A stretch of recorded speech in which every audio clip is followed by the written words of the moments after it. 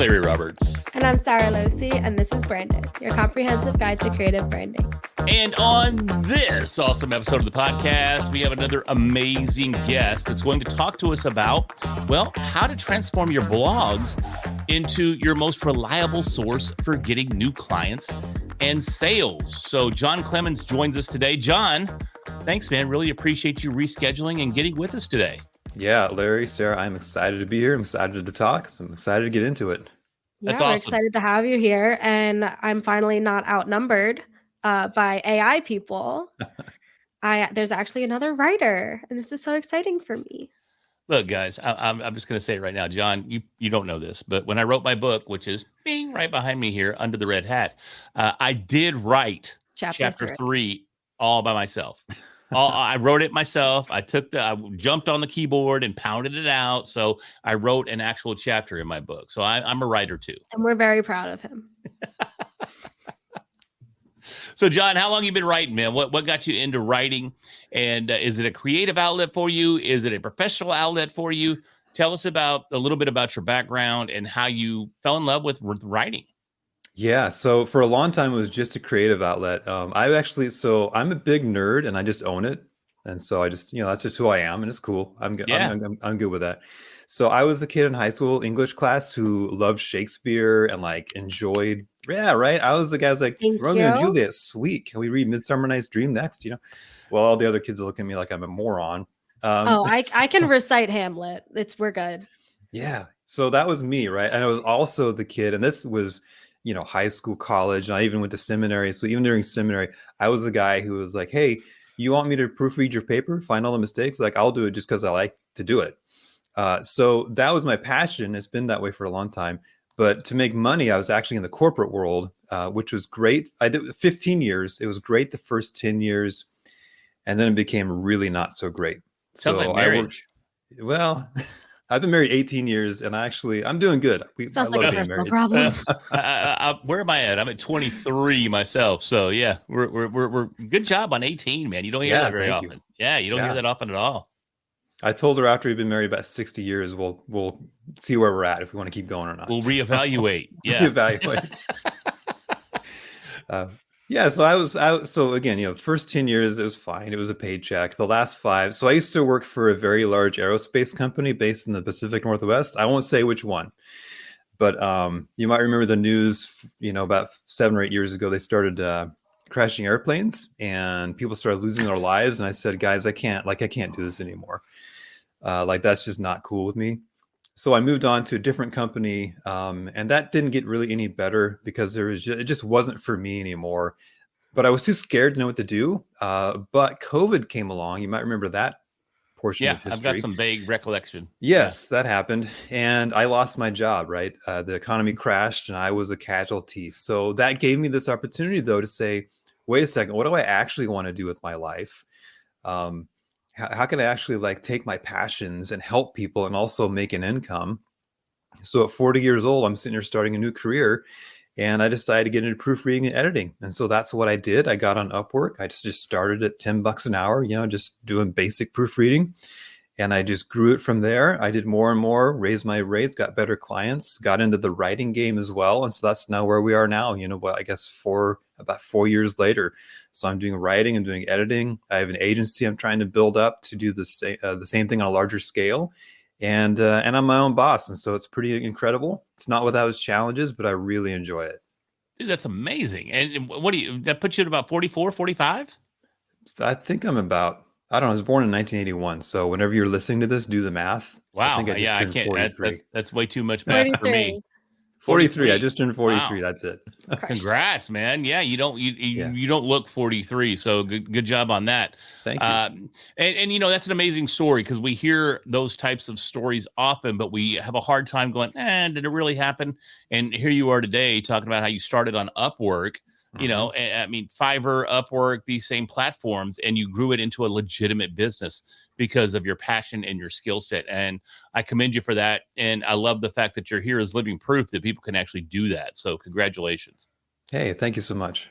You were actually able to take your passion and turn that into a job. What is it about blogs specifically that makes you passionate about it? Like, what is it about that medium that is so powerful? Yeah, I think it's a really great way to kind of put forth who you are to your potential customers, right? So like if you think about how Google rates things to like do all their SEO, a lot of times we want to get real deep in the weeds with like the technical aspects of SEO, and that's good.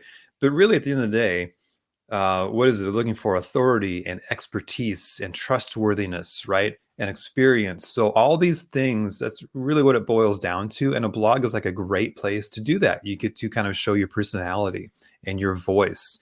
And when you make it about your potential customers and your potential readers, and we can talk about how to do that, and you start solving people's problems and providing value to people, okay, now you've really got something. Now you've got something that's going to resonate with people.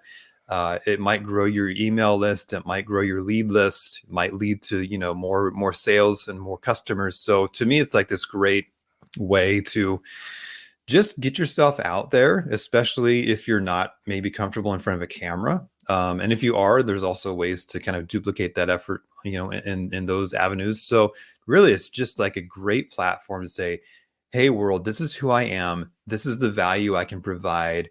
And just let's go on a journey together. So that's why I like blogs. Yeah, I love that. With posting a blog, how is it that you're able to then turn that into clients? Because I know with your business, you use blogging as that lead generation. And why, Larry? Because I had a speck. I had a white speck sitting here on my shoulder. Pop the collar. And while you were talking, I was going to knock it off, but you had to make a deal out of it. So now it's gone, but now it's also a deal. So yeah, it's a deal. So yeah, I was just trying to be. I wasn't going, oh, shake the haters off or anything like that. I was just, I really had a speck right here that was irritating me. Sorry. So how do we take blogs and turn them into clients? We told you we've never done this before. Yeah, that's right. The first thing you want to do is you want to make sure your clothes are nice and clean. Gotta be crispy, dude. Gotta be crispy. Yeah. Gotta have that drip, right? Is that what the cool kids say? They do say drip. I'm not cool, so I don't, I don't know either. I still say things are rad, so I'm way out. Hey, good for you. My friend Josh says that. I love it. So that's keep awesome. saying it. So there's a ton of things you can do to take your blog and basically make it into something that's going to actually benefit your business. And I actually, like, if you go to my website, and I think there will probably be a link at some point anyway, you can download a self-assessment that give you a ton of them. But rather than going through like 15 things, what I thought was maybe we could just go through 3 basic things that like anybody can do, and that you can take. You can apply this to new blog posts. You can apply this to blog posts you've already written. You can even apply it to social media posts. You can apply it to sales emails, basically any kind of business content. So I want to go through those, I think, and I think that's going to provide some serious value to your listeners. Sure. And yeah, so let's talk about that. So the first thing is to remember that, like, we live in an attention economy, right? Like if you're scrolling through your feed, like you're just scrolling, cat video, basketball highlight, whatever. And so everybody wants your attention as a internet user. So how do you get someone's attention? You need to write a good hook. Like that's the very first thing I would say. So the first sentence or two of your blog post, let's say, it's really going to determine how well your blog is going to perform. So you really want to make it good. And so you can make a hook any way you want. There's 1,000 different ways, but just a couple different things you can think about. So especially like in a business context.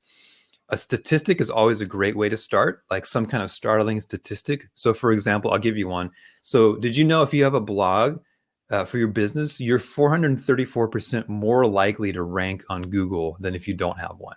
Wow. That's a big number. So wow, that is a big number. So I've got your attention now. So I could write a blog post about why that's important, how to do it, because like, oh, wow, that means I could potentially like make more money. I am into this now. Like, let me read this.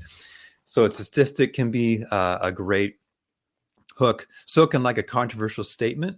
So for instance, like if I said, if I started Potter is dumb. Harry Potter is dumb. Well, you're going to get. I'm leaving. Right. You're going to get some attention with that. Not the for one me. I like to use. Scrolling right past you. I think Harry Potter is fine. I mean, it's fine. No, When you I love said it. when yeah. you said the like company before for that like had the airplanes, my first thought was Grunnings, and I'm like, oh, I nailed it. It was Grunnings. That's the No. drill company that Uncle Vernon worked for in Harry Potter, and I Oh, yeah, it realized is. that like a Yeah. few minutes later. The And company I'm I also, work for, yeah, rhymes with with going. yeah, that's kind of what About that's That exactly was where I my what went. it was. second guess after Yeah, the Harry Potter that's one. exactly where I went was going. So, Mhm. Yep. anyways, let's get going Yeah. back to what you were saying. Yeah. So another one, like one that I might use that would probably in a business setting would be like, I might start with stop using AI if you want to get results, because that's And going now to I'm like, out. oh my gosh, right? So I don't really mean stop using AI, but it's going to get your attention. And then I Sure. can go into don't use it like this, use it like that, right? And so there you go.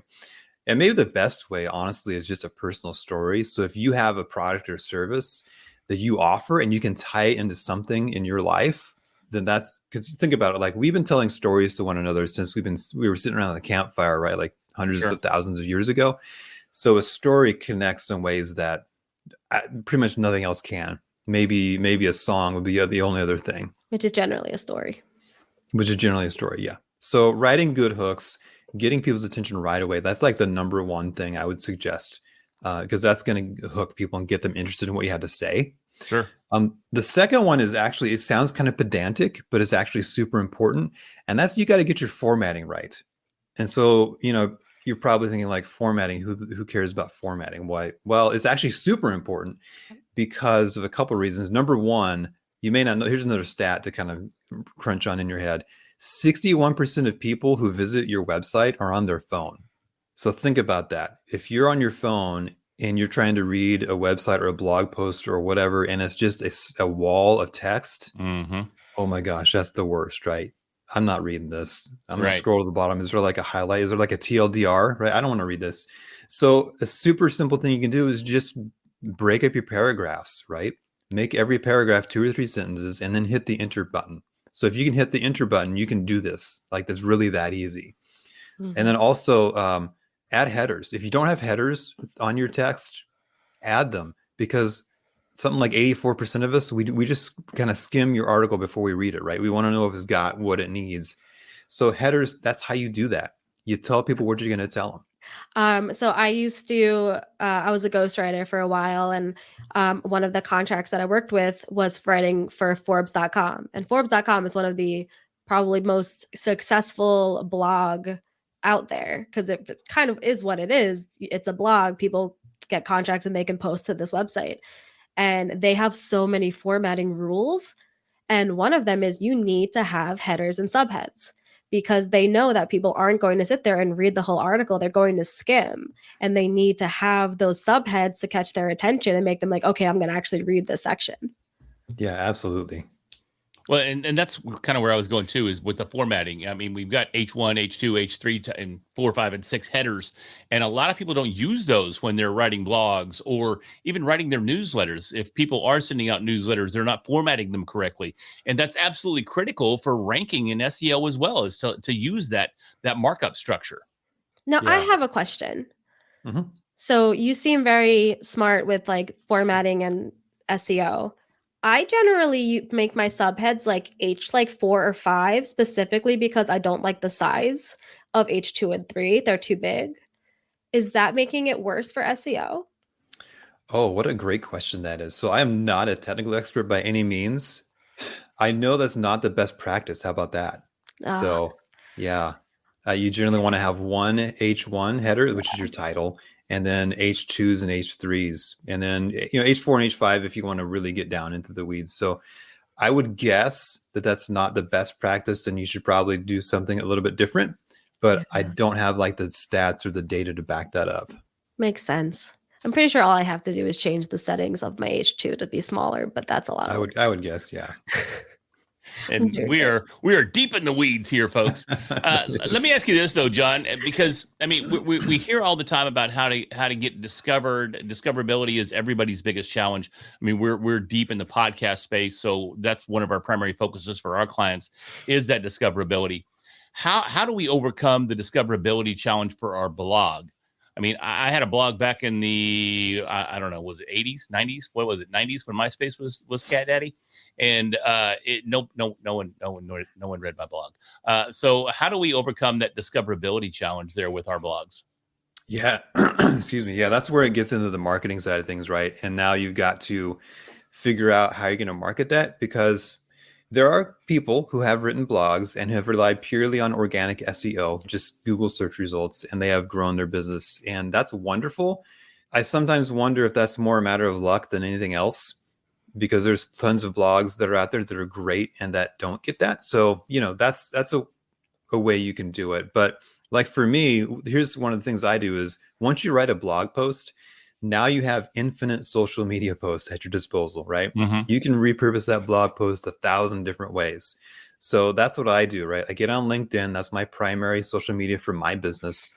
And I can take one blog post and you know what? I can write 5 different social media posts that I can stick on LinkedIn. And the trick for me is to follow the same format, right? Is to start with an attention grabbing hook, ensure there's plenty of white space, short sentences, short paragraphs. And then the third thing that we didn't get to, but I'll bring in now, is having a good call to action. Yeah. Right. Which doesn't have to be selling necessarily. It could be, hey, leave a response in the comments, share this with your friends, right? If growing your views is what you want to do, sign up for my newsletter, link in the description, right?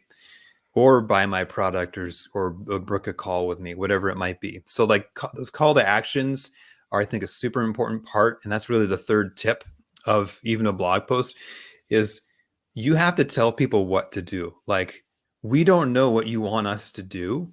Mm-hmm. So if you're saying, how do I get more visibility to my blog? Well, the answer is start posting it on social media or start sharing it with people in your newsletters or whatever. And then have the call to action be, share this with a friend, right? That's a great way to grow your blog presence. So that call to action is a super important tool. And so I would recommend every blog post, every social media post, every email, every newsletter, give that call to action. Tell people what to do next, because we honestly don't know. We don't know what you want us to do. You have to tell us. Yeah. So when you share the blog, I mean, we talk about repurposing content all the time with podcasts, but I always think of the blog as one of the repurposements of the podcast versus actually repurposing the blog. So that's genius. And now I think I've overlooked so many opportunities. But when you post the blog and all of the repurposed pieces onto social, is your call to action the same call to action as the blog, or is your call to action to go then read the full blog? For my business, and this is just for me, so it may not apply to you. So for my business, my goal is to ultimately get people to book a call with me so we can sit down and have a conversation just like we're having. And I can find out, what kind of help do you need from me? Do you need editing help? Do you need writing help? Like, what do you need? And then will it work? Will this partnership work? So most of the time, my call to action is going to be book a call. And then on LinkedIn, the parallel to that is connect with me, right? Send a connection. It's because it's virtually the same thing. Occasionally, I will just say, I want my call to action to be go read the full article because I'm trying to get website views. So my honest advice, and this is what I've read and learned from marketers, is figure out what your call to action is, your big call to action, and use that one most of the time. And then sprinkle in others as you can. So again, if your goal is to get more views to your blog because you want to monetize it with ads, then the call to action is click here to read more. If your goal is to sell a product or service, maybe it's sign up for my newsletter, or here's a freebie right then now you're into your sales funnel type stuff. So that's how I would approach that. Is it really depends on your sales funnel, your goals, what you're trying to do, and then pick one CTA that's kind of your primary CTA. And do you structure the blogs in order to drive that CTA? Meaning, do you write your blogs on topics that align with that CTA and align with your ideal client? Yes, that's my goal anyway. I tried very hard to do that. So when I write a blog, like if you go to my website, you can check it out.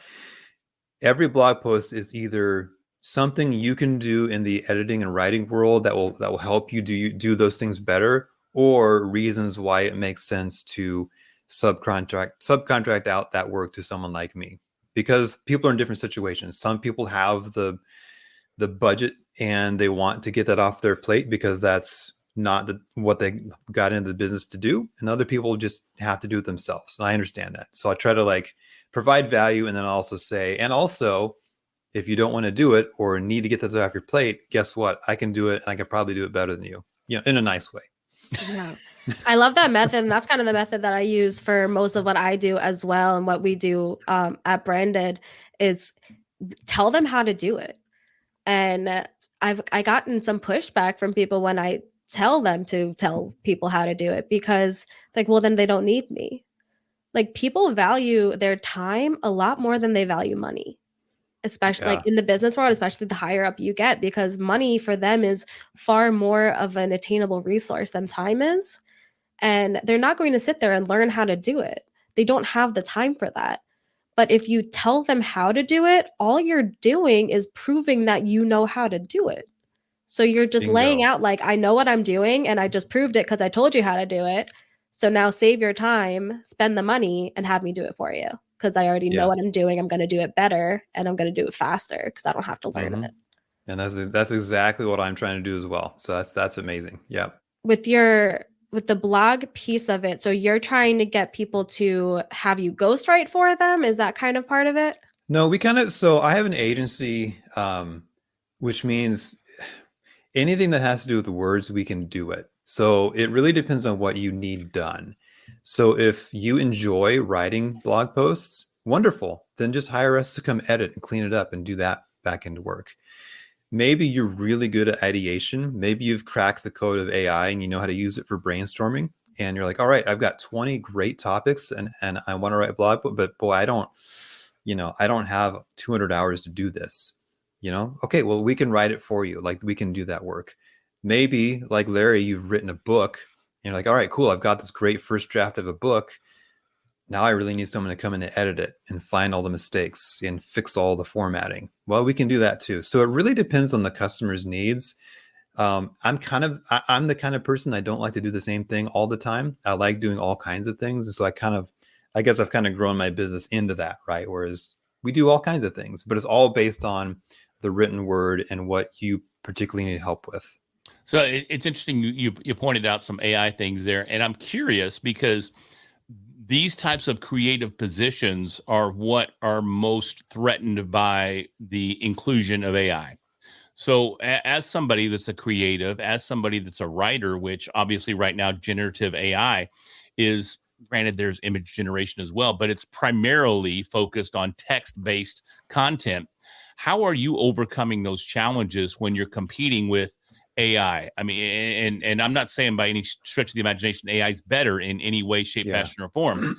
Although it works, it's great. But at the same time, I mean, if I'm being serious, there's no human creativity. There's no soul to it, right? It's just a digital output. But how are you countering that AI revolution that we're all experiencing right now as a real creator, as a real author, as a legitimate writer and copywriter? How are you overcoming some of those challenges? Yeah, it's tough, man, because we're all learning this as we're doing, and it's changing so rapidly that about the time you got it figured out, it changes, and so you got to go learn more about it. So a big part of what I do is I'm just trying to learn about it, and I'm trying to figure out what does it do well, what does it not do well, and you hit the nail on the head. It doesn't have a soul. So at the end of the day, with content editing and content writing, the best way that I've found to look at it is to treat AI like an assistant, not like an employee. Love that. So use it for it's really, really good at brainstorming. I mean, really good, way better than I am. So that's what I use it for, right? Sure. Hey, I have a website and I sell dog toys. Hey, AI, give me 20 blog post ideas. Here's my customer. Here's what I'm trying to sell. And it'll spit out 20 ideas. And 5 of them will be really good. 10 of them will be okay. And 5 of them will suck. And so you got to, and then you have to engage your brain and go through it and figure that out. So as a way to assist you and to streamline your creative process and to help you with those brainstorming tasks, I think it's great. What I try to do, like on LinkedIn, for example, I try to write about and talk about AI and its benefits and its drawbacks. And so what I say often over there is, don't outsource your writing 100% to AI. And for God's sake, don't outsource your thinking, please. So like if you want to have a website that fills a page with text and that's your goal, then don't hire me. Use AI. You can do it in 5 seconds. Now, if you want text that resonates with people and that actually engages with them and shows who you are and the value you provide, I don't think AI is there yet. I mean, it can help, but it's just not there yet. And the other thing that I try to you know, to argue is like AI can't read the room. Okay. As a human being who's an editor and writer, I can read what you wrote and go, well, is this really going to reach the person you're trying to reach? What if we did this angle or that angle? Or, hey, I noticed you just kind of dove into things. Do you have like a story, like a personal story that like ties in that we could start with, right? Like it's really hard to have a conversation with AI about that. It's really hard to have a relationship built on trust with AI. So like I said, it's a challenge. Everybody wants a shortcut. And so if you're just about shortcuts and just about doing it as fast as cheap as possible, I'm probably not your guy anyway, whether AI existed or not. But if you really want it done right and done well, and you really want it to resonate and grab people's attention and push them along the customer journey, I don't think AI is going to achieve that for you. And I don't think it ever will because it's not a human being.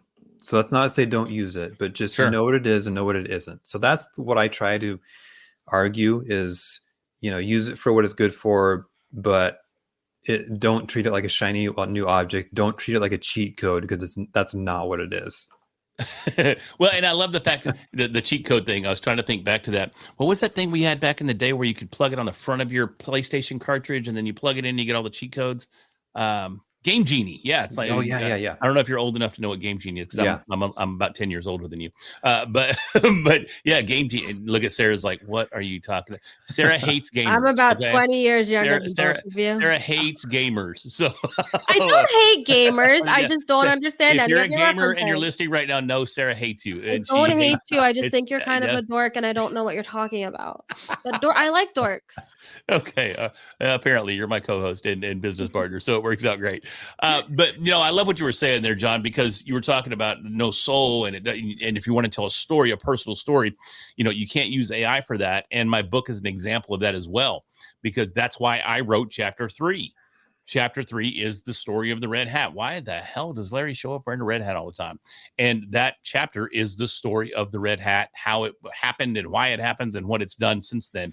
And you're right, AI can't deliver that. So if you're trying to deliver those personal stories that really resonate on, we'll even say on a human level, then you still need to get in there and you still need to click those keyboards yourself, or you need to hire somebody like yourself to help you along that path. So I love the fact that you're driving that home.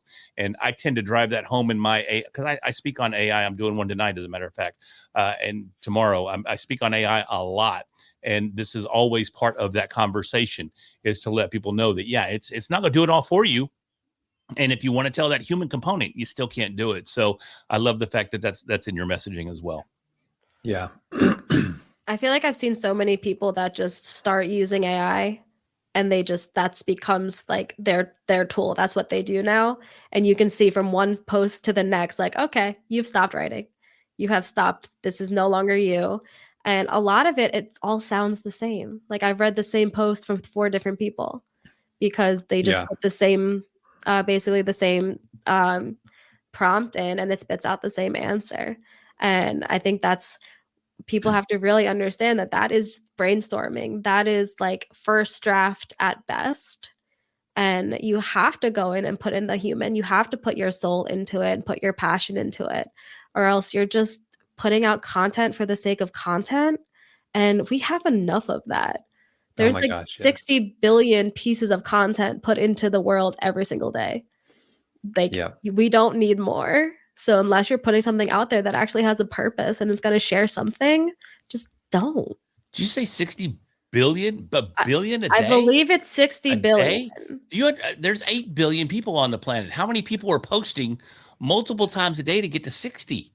I got it from a book. I think it was Hook Point. Maybe it's 60 Oh, million, but I have that book. I have that I'm book pretty too. sure Yeah. it's 60 billion. Wow, that's a ton of If it's content. 60 million, then I apologize, but that's still a lot of Yeah. content. Yeah, That's still too much. million, billion. I mean, if you have $60 million and you have $60 billion, you probably are still buying the same shit. You know So what? I quoted it on my website, and I'm checking right now to see which one it is.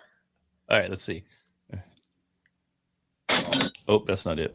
Do we Okay, hear the Jeopardy? How many zeros are in a billion? Billion's 9. Yeah. All right, there are more than 60 billion pieces of digital content posted online each day. Sweet Lord. Oh, yeah. Some people need to put their phones Also, down. remember, this isn't just people; it's businesses. Yeah, well, they need And to put their phone. You know, it's funny because I'm heavily involved in a conference called Podfest. This morning I woke up, I had 5 freaking emails from Podfest. 5. I'm like, bro, dial it back, man. 5 a day? That's freaking insane. But yeah, 60 billion pieces of content. That's hard to even comprehend. Yeah. But it's insane. And when they're all AI generated, like, why are we even putting anything out to begin with? Yeah, I mean, to your point, and I mean, Larry, you know better than I do, but you know, AI. Another one of the issues that I see with it is AI is never going to come up with a unique new idea, a new spin on things, right? It's going to take those 60 billion pieces a day, read them all, and just give you the average of what those things are. And so again, let's step back to that soul piece, right? Like, yeah, totally use it for brainstorming. I do it. You should do it. Everyone should do it. But if you're not injecting yourself into that stuff, and I don't know about you, but like just as a consumer, as soon as I start reading something and I go, oh my gosh, why does this sound so lame? Why do I not want to read anymore? It's probably because someone wrote a crappy prompt into ChatGPT and just, copied and pasted. So it just drives me away. It makes me not want to trust you or read you anymore. Yeah. I've said this before, but about like, I don't know, 2 weeks before actually publishing my book, I rewrote most of it because I had done that. I had said, like, I wrote it. I looked at it, I'm like, this isn't long enough. Put it into ChatGPT and said, make this longer. Then I was like, cool, now it's long enough. And then I went back and read it. I'm like, what have I done? And I had to go back and take out all of that content that ChatGPT wrote and write it myself because I'm like, this went from being something that was me to something that was just not. And I feel like we're just shitting on Larry's life work right now. I was going to say, that's where you need to watch my video, my top 10 tips on how to make ChatGPT sound just like you. Yeah. It's great. It's available out there on YouTube and on LinkedIn, as a matter of fact. No, I'm just kidding. It is there. But anyways, John, we got way off on the AI tangent, which is super, super easy to do when I'm on the call, and I apologize for that. But at the same time, you know, we're talking about using a blog to gain clients and grow your business. Before we start wrapping this thing up, man, what would be your numero uno tip on using a blog to gain clients? You know, it goes back to the 3 things that I mentioned before. I know it's not one, but it's all good. You have to be engaging from the sentence number 1, like from the get-go. So make sure it's engaging, make sure it's personable. Get the formatting right. That formatting is so important. And I see so many examples where it's just like makes my eyes want to bleed because like, oh my gosh, it's just nothing but a wall of text. I'm not reading this. So get the formatting right. And then, like I said, from a business perspective, man, that call to action is so important. Tell people what to do next because we don't know. So if you can just do those 3 things, or if you don't want to do them, hire me to do it for you, whatever. You're going to be ahead of so many businesses out there, and you're going to see so much better results just with those 3 things alone. So that's what I would say. Right on. Love it. Love it. Jon Clemence, we really appreciate you joining us today, man. It was a fun conversation. Probably a little offbeat for you compared to some of the other podcasts you've been on, but you know, we just take it as it comes here. We just roll with the punches.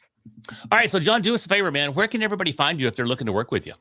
Yeah, there's 2 places you can find me. Number 1, you can go to my website. It's cedarpressproofreading.com. And there's a button right at the very top that says book a call. If you want to get on the phone with me, a Zoom call, whatever, we'll just have a conversation. It'll be cool. And if you want to get a hold of me on LinkedIn, you can find me over there too. You can search for my name, Jon Clemence, or Cedar Press Proofreading. So I encourage you to go over there, send me a connect request, and we'll just have a conversation. That's cool, man. I got to ask though, Cedar Press. Are you a big fan of Cedar, or where did that name come from? I chose that name because it sounded like a legitimate business. I love that answer. I freaking love it. That is freaking amazing. And here, I'm going to share a story. And I probably shouldn't because there's a little profanity included, but I'm just going to abbreviate the profanity. But I have a tech background. I was in IT for 21 years at this one company. And me and another friend of mine, we always had side hustles, right? And we were going to start a consulting company. And we were trying to come up with a name, right? And we ended up with DH2 Solutions. And that sounds cool, right? It sounds official, sounds technically based, right? But it really just stood for two pieces of male anatomy, because we're both just a couple of those, and it was just two of us. So yeah, that was the name of our company, but it sounded official, so that was what we called it. Yeah, DH2 Solutions was that's where we're at. So, anyways, with that, hey guys, if you're looking for some solutions to your branding needs, then do us a favor, hit that subscribe button so we can continue to bring you these amazing insights I'm and so amazing glad I guests. made you rebrand. I've been through so many brands. Thankfully, the Red Hat hit, and that's where we're at today. But we would love to have you join us each week for these awesome conversations and these amazing guests like Jon. So we appreciate you listening. With that, I am Larry Roberts. And I'm Sarah Lucy, and we'll talk to you next week.